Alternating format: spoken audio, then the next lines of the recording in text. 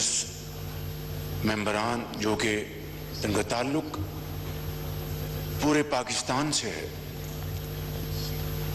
ये सब इंतहाई लायक एहतराम है।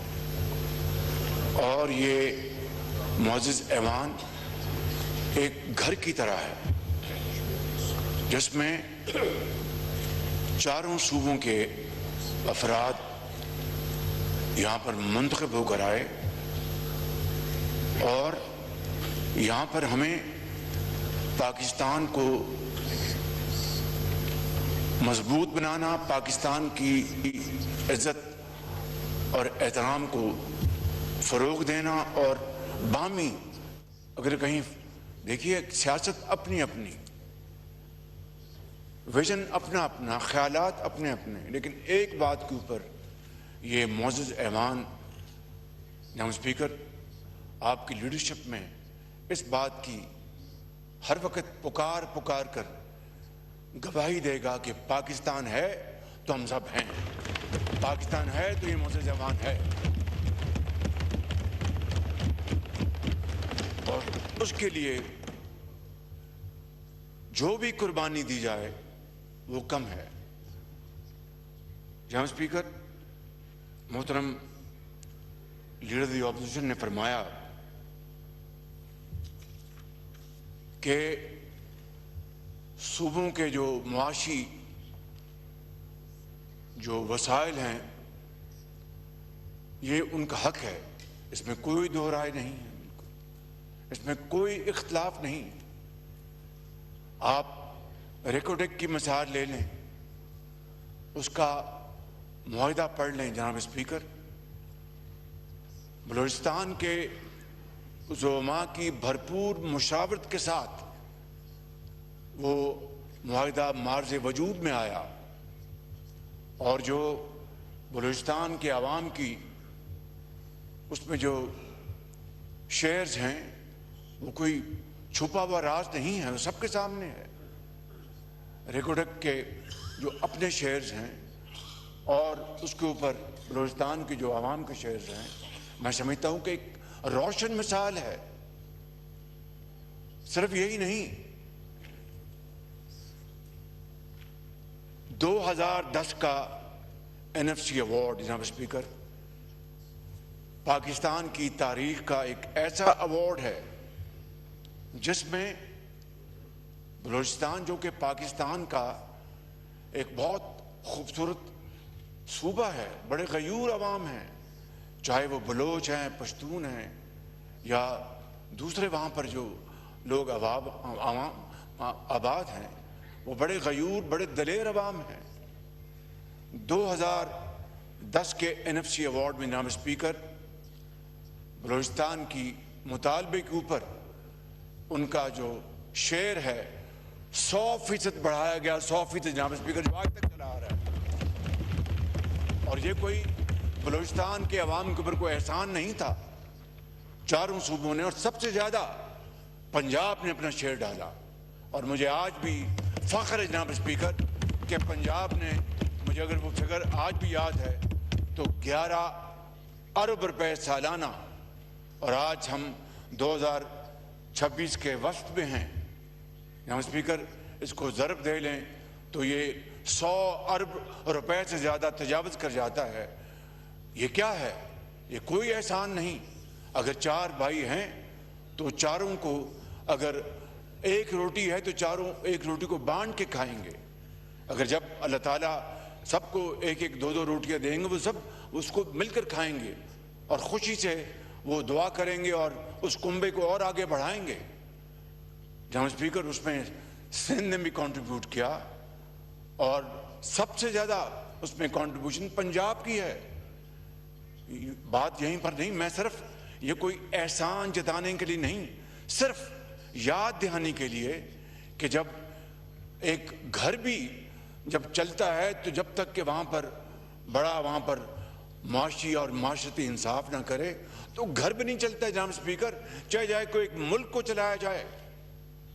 तो मैं समझता हूँ कि इसी तरीके से अभी हालिया 2 साल पुरानी बात है और जनाब हमारे जो लीडर ऑफ अपोजिशन को अच्छी तरह इल्म है कि वहाँ पर जो ज़रई हमारे बलूचिस्तान में हमारे ज़रई भाई किसान हैं, उनको सोलर पैनल दिए गए, 75 अरब रुपए इसके ऊपर लगे और 50 वफाक के खर्चे में। स्पीकर,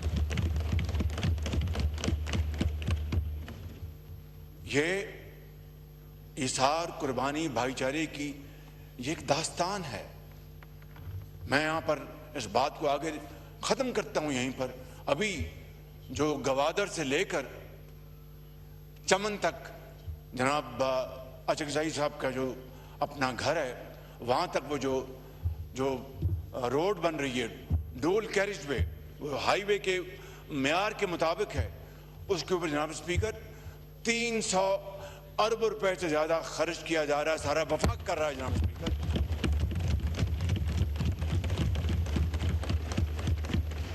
महमूद खान साहब ने तो यहाँ पर मुतालबा नहीं किया था, उनकी ख्वाहिश ज़रूर होगी, लेकिन आपने तो मुतालबा नहीं किया था, किसी और ने मुतालबा नहीं किया था। लेकिन बतौर वज़ीर-ए-आज़म पाकिस्तान ये मेरी जिम्मेदारी है कि मैं अपने हद्दुल मक़दूर इंसानी हद तक वो करूं जिससे कि चारों सूबे जो हैं तरक्की के दौर में बराबर हो जाएं। ये रातों रात तो मुमकिन नहीं है, लेकिन हम सब की अगर ये मुश्तरका ख्वाहिश और अमली कोशिश होगी तो जनाब स्पीकर ये बिल्कुल ये मुमकिनात में से है। आपने एक नहीं, दुनिया में कई इसकी मिसालें हैं। जनाब स्पीकर, मैं यहाँ पर यह अर्ज़ करूँगा कि आपने अपने तकरीर में अफवाज पाकिस्तान की भी बात की। अभी 3 दिन पहले जनाब स्पीकर 22 हमारे फौज के अफसर और जवान अभी शहीद हुए। वो हेलीकॉप्टर उड़ा था और उसका फेलियर, वो अल्लाह के प्यारे हो गए। उसमें 2 हमारे मसीही भाई थे।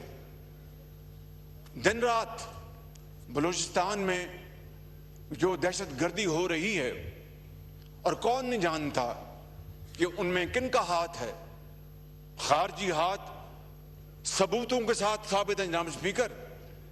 उनको माली उनको मदद दी जा रही है, उनको तकनीकी मदद दी जा रही है, और हर रोज कहीं ना कहीं ये दहशत गर्दी के वाक़यात हो रहे हैं। और जिस ड्यूरेंट लाइन की आपने बात फरमाई, वो आपका एक अपना ख्याल है, बिल्कुल हम उसका एहतराम करते हैं, लेकिन सिक्योरिटी के लिए, पाकिस्तान की सिक्योरिटी के लिए, अवाम की हिफाजत के लिए अगर वो लगाई गई वहाँ पर बाढ़, तो मैं समझता हूँ मेरी नज़र में वो एक बिल्कुल मुनासिब और सही कदम था। बिल्कुल कि उससे दहशत गर्दी के हवाले से एक बच्चे की भी जान बचती है, तो मैं समझता हूँ कि वो पूरी की पूरी रकम जो 2000 किलोमीटर के ऊपर जो फैली हुई है, वो रकम जो है वो अगर वो अरबों रुपए में है, तो मैं समझता हूँ कि एक बच्चे की जान बची, तो मैं समझता हूँ कि वो रकम जो खर्च हुई बिल्कुल जायज़ खर्च हुई है। और केपी में जो दहशत गर्दी दिन रात हो रही है जहाँ स्पीकर, जहाँ पर लॉ इन्फोर्सिंग एजेंसीज, पुलिस है आपके सिविल आर्म फोर्सेस है, वहाँ पर अफवाज पाकिस्तान दिन रात उन दहशत गर्दों का मुकाबला करते हुए जवान, कड़ियल जवान और सिपाही अफसर शहीद हो रहे हैं। जनाब स्पीकर, मैं आपकी खिदमत में अर्ज करूँगा कि इन शोहदा के बच्चे, उनके वालिद जब अपने बच्चों को और अपने बीवी को और अपने वालिद और वालदा को ये कहकर जाते हैं कि अम्मी मैं आज जा रहा हूँ, वापस ना आए तो उन बच्चों का ख्याल रखना। जनाब स्पीकर, वो अफसर और जवान जो शहीद होते हैं अपने बच्चों को यतीम कर जाते हैं और कौम के करोड़ों बच्चों को यतीम से बचाते हैं। जनाब स्पीकर,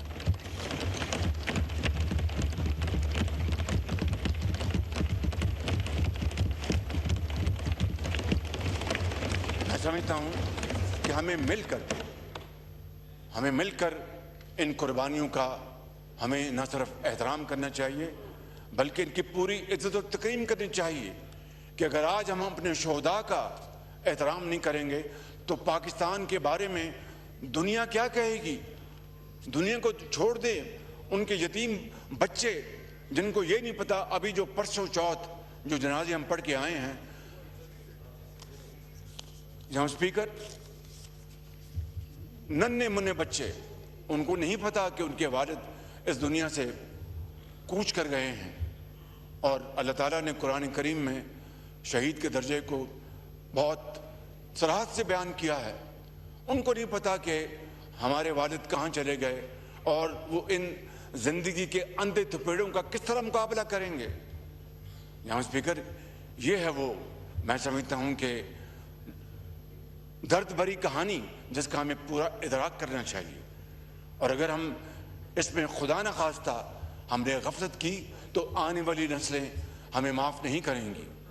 जनाब स्पीकर, मैं ख़ितामन ये अर्ज़ करूँगा, आपने फरमाया कि जाती उम्रा आप तशरीफ़ ले जाते थे, वो आपका घर है, आप जब भी आएँ, लेकिन आपके इल्म में है, ये कोई बात बताने वाले नहीं, कि जब भी मैं अच्छे दिनों में कोयटा जाता था तो सबसे पहले इनका पूछता था और इनके घर जाता था, इनके खुद फ़ोन करके कि मैं आना चाहता हूँ, चाय पीना चाहता हूँ।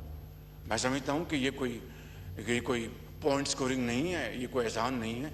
इसी तरीके से कौमें जुड़ती हैं, प्यार मोहब्बत को फ़रोग़ मिलता है, इज़हार और कुर्बानी का जज्बा उभरता है।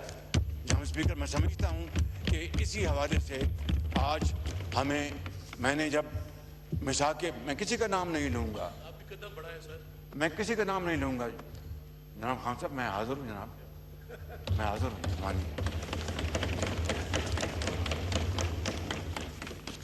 मैं तो कदम बढ़ा दूंगा, आप भी आ जाए ना, अपने घर आ जाएं आप।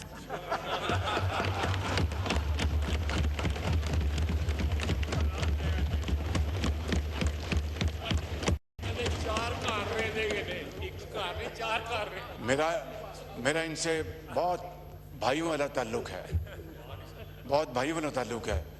इशारों में मैं देखता हूँ, ये कहते हैं कि मैं मजबूरी यहाँ खड़ा हूँ या मैं यहाँ आना चाहता हूँ।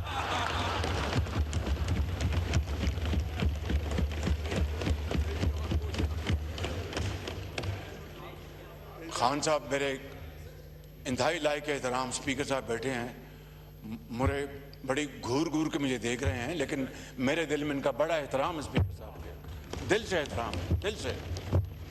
और एडवोकेट साहब भी बैठे हैं, इनका मेरे दिल में, और हमारे जो मुल्तान के हमारे जो हैं बैठे, ये सब हमारे भाई हैं। जनाब स्पीकर, कोई लड़ाई नहीं, सिर्फ आइन और कानून और जमहूरियत को फ़रोग़ देने के लिए मैं आज फिर, उस वक़्त मैंने मिसाके जमहूरियत की एक मरतबा नहीं, ये सब गवाह हैं, तारीख़ के औराक गवाह हैं, आपका रिकॉर्ड गवाह है कि मैंने उस वक़्त बतौर लीडर द ऑपोजिशन एक मरतबा नहीं, एक से ज़्यादा मरतबा कहा कि आइए मिसाके जमहूरियत की तरफ बढ़ें, आइए मिसाके मस्जिद की तरफ बढ़ें।